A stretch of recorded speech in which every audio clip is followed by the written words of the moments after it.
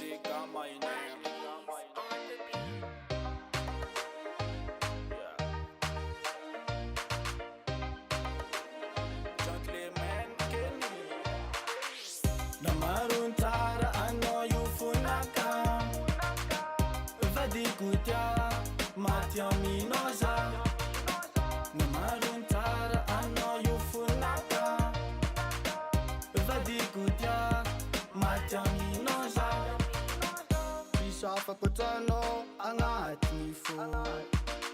Agnarano azy Patricia tsy tapanjeriko Namarun tsara anao zaray fo safidy Agnatin'ny fo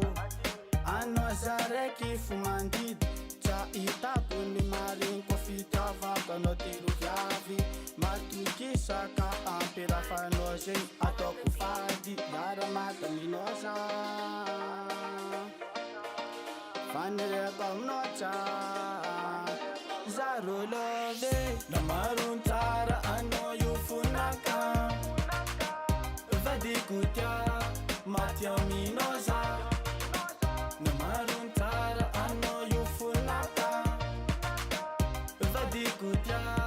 matya minoza Anao saraiky fo baby maampisa Ankilanao fo Patricia masambotraza Namaro viavy Nety fa tsy mikasiky Fanirako mba vady manja maty ny tsika viavy Sagnatria ny vava zande ataon'olo maro vady Raha fivavy edy baby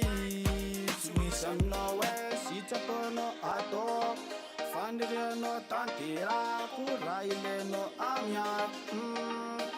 Satria anao kiako Namarun tsara anao yufunaka Vadikutia matya minoza Namarun tsara anao yufunaka Vadikutia matya minoza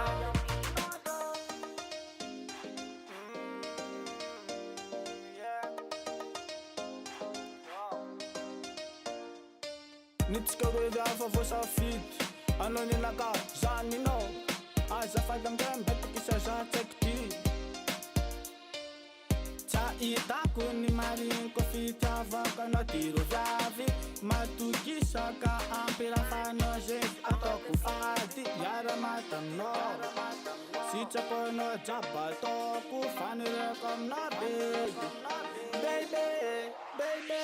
Namarun tsara anao yufunaka